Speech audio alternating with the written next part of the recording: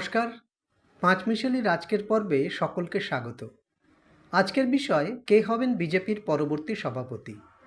মিলছে না, মতের মিল হচ্ছে না, দুপক্ষের পছন্দের লোক পাওয়াই যাচ্ছে না। তাই এখনও ঠিক করা যাচ্ছে না জেপি নাড্ডার চেয়ারে কে বসবেন। জেপি নাড্ডার মেয়াদ ফুরিয়েছে অনেক দিন, কিন্তু তার জায়গায় এখনও সর্বসম্মত প্রার্থী পাওয়া যাচ্ছে না। তাই কাজ চালিয়ে যেতে হচ্ছে জেপি নাড্ডাকে। এর আগে বলা হয়েছিল দিল্লি নির্বাচনের পর বিজেপির পরবর্তী সভাপতির নাম ঘোষণা করা হবে, কিন্তু না, ২৭ বছর পর দিল্লি জিতে নিলেও বিজেপি এখনও দলের পরবর্তী সভাপতি খুঁজে পাচ্ছে না। সমস্যাটা আসলে মতের অমিল। একদিকে বিজেপির দুই শীর্ষ নেতা নরেন্দ্র মোদী আর অমিত শাহ, অন্যদিকে সংঘপ্রধান মোহন ভাগবত। এই দুপক্ষের সহমতের ভিত্তিতেই এতদিন বিজেপির সভাপতি নির্বাচিত হয়েছেন। হ্যাঁ, সর্বসম্মতভাবে স্থির হলেও বিজেপি একে নির্বাচনই বলে।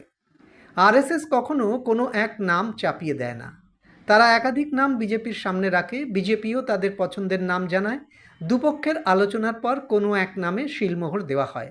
এবার সেই সহমতের জায়গা এখনও তৈরি হয়নি। চেষ্টা যে হয়নি তা নয়, কিন্তু তা সফল হয়নি। 2024-এর অগস্ট মাসে রাজনাথ সিংয়ের বাড়িতে 5 ঘন্টা ধরে বৈঠক হয়েছিল। বিজেপির পক্ষে ছিলেন জেপি নাড্ডা, অমিত শাহ এবং সংঘ পরিবারের হয়ে ছিলেন দত্তাত্রেয় হোসেবোলে। 5 ঘন্টার এই বৈঠকে কোনো রফাসূত্র বেরোয়নি। যদিও প্রকাশ্যে এই মতপার্থক্য নিয়ে বিজেপি বা সংঘ পরিবার কেউই কিছু জানায়নি, কিন্তু আসল কথা হলো ওই মতের অমিল। বিজেপির নিয়ম অনুযায়ী দলের সভাপতি নির্বাচনের জন্য অন্তত 50% রাজ্যে সাংগঠনিক নির্বাচন সেরে ফেলতে হয়। তার মানে কম করে 18টা রাজ্যে সাংগঠনিক নির্বাচন করে ফেলতে হবে। এখনও পর্যন্ত হয়েছে মাত্র 12টি রাজ্যে, যেমন অসম, নাগাল্যান্ড, ছত্তিশগড়, অরুণাচল প্রদেশ, সিকিম, গোয়া, রাজস্থান, এরকমই 12টি রাজ্য। পশ্চিমবঙ্গ সমেত বড় রাজ্যগুলিতে এখনও এই প্রক্রিয়া শেষ হয়নি। অবস্থা সামাল দিতে আসরে নামতে হয়েছে অমিত শাহকে। তিনি এখন এই বিষয়ে তদারকি করছেন।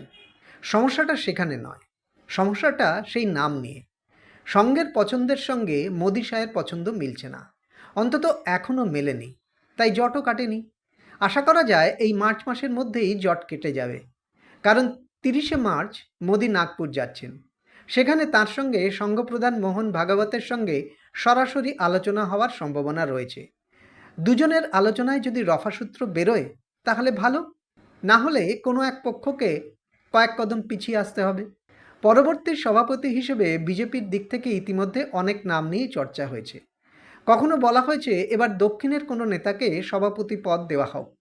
সেক্ষেত্রে বেশ কিছু নাম নিয়ে চর্চা হয়েছে, যেমন জি কিষণ রেড্ডি, দাগ্গাবতী পুরেন্দশ্বরী, এমনকি আলোচনা হয়েছে কোনো মহিলা সভাপতি নিয়েও। সেক্ষেত্রে বনতি শ্রীনিবাসনের নাম নিয়ে বেশ আলোচনা হয়েছে। এই মুহূর্তে তিনি বিজেপির মহিলা মোর্চার সভানেত্রী। এছাড়াও ধর্মেন্দ্র প্রধান, বিনোদ তাওড়ে এবং ভূপেন্দ্র যাদবের নাম নিয়েও আলোচনা হয়েছে।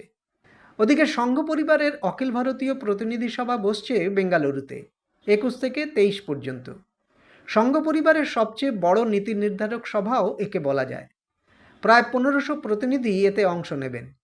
যদিও এখানে বিজেপির সভাপতি নিয়ে আলোচনার কোনো অবকাশই নেই, তবে সংঘের কিছু পছন্দের নাম রয়েছে যা জানা যাচ্ছে। সমস্যা হলো সংঘের সবচেয়ে পছন্দের নামে আবার মোদি শাহের সবচেয়ে বেশি আপত্তি। তিনি সঞ্জয় যোশী, একসময় গুজরাতে ছিলেন, কিন্তু নীতিন গডকরি সভাপতি থাকাকালীন তাকে পদত্যাগে বাধ্য করা হয়। তারপর থেকেই তিনি প্রায় রাজনৈতিক বনবাসে রয়েছেন। বিজেপির সর্বোচ্চ পদে সংঘ পরিবার তাকে চায়। সংঘের আরও এক পছন্দের নাম শিবরাজ সিং চৌহান, কিন্তু মোদি তাকে চাইছেন না, কারণ মধ্যপ্রদেশে ভোটে জেতার পরেও তাকে মুখ্যমন্ত্রী না করার জ্বালা যে তিনি ভোলেননি তা মোদি বিলক্ষণ জানেন। তাই তাকে জেপি নাড্ডা চেয়ারে বসাতে চাইবেন না মোদি। সংঘের আরেক পছন্দের নাম বসুন্ধরা রাজে। তাকে যেভাবে মুখ্যমন্ত্রী পদে না বসিয়ে ভজনলাল শর্মাকে মুখ্যমন্ত্রী করা হয়েছে তাতে তিনি অপমানিত বোধ করেছেন। রাজনাথ সিং যেভাবে এক প্রকার জোর করে ভজনলালের নাম তাকে দিয়ে প্রস্তাব করিয়েছেন তা সবাই দেখেছেন। বসুন্ধরা ওই নাম প্রস্তাব করতে রাজিই ছিলেন না। 8ই মার্চ বসুন্ধরা রাজের জন্মদিন ছিল। এবছর তিনি 71 বছরে পা দিলেন। ওই দিন তিনি জয়সলমীরের কাছে তনট মাতার মন্দিরে পুজো দিয়েছেন। জানা গেছে তিনি শত্রুনাশক যজ্ঞ করেছেন। পাক সীমান্তের কাছে এই মন্দিরে তিনি কোন শত্রু নাশ করার জন্য পুজো দিলেন তা তিনিই জানেন। কিন্তু সংঘ পরিবার তাঁদের কাছের এই নেত্রীকে বেশ বড় জায়গায় দেখতে চায়। সংঘের পছন্দের তালিকায় আরও এক নাম আছে, যাকে বিজেপি সমর্থকেরা মোদির পরে ওই চেয়ারে দেখতে চান। তিনি যোগী আদিত্যনাথ। ইদানিং তাকে মুখ্যমন্ত্রীর কুর্সি থেকে সরাতে চায় বিজেপির শীর্ষ নেতৃত্ব। বিজেপির সেই চাওয়ার বিনিময় মূল্য দলের জাতীয় সভাপতির পদ হতেই পারে। মুখ্যমন্ত্রীর কুর্সি ছাড়লে তার সমতুল্য পদের দাবি তো তিনি করতেই পারেন। এতক্ষণ শোনার পর কেউ ভাবতেই পারেন, তাহলে দলের সভাপতি নির্বাচনে মোদিজির কোনো ভূমিকাই কি থাকবে না? মোদিজি রাজনীতির প্যাঁচ পয়জার খুব ভালো জানেন। কোন অস্ত্রে কাকে ঘায়েল করা যাবে তাও তিনি জানেন। এটা ভাবার কোনো কারণ নেই এতদিন পর তিনি নাগপুরে শুধুই সৌজন্য সাক্ষাতে যাচ্ছেন। সংঘপ্রধানের সঙ্গে যখন তিনি আলোচনায় বসবেন, তখনই তিনি তার আস্তিনে লুকোনো তাস সামনে আনবেন, যাকে এক কথায় নাকচ করে দেওয়া সংঘপ্রধানের পক্ষেও একটু সমস্যার হবে। আর সেই নাম হলো মনোহর লাল খট্টর। আজ এই পর্যন্ত।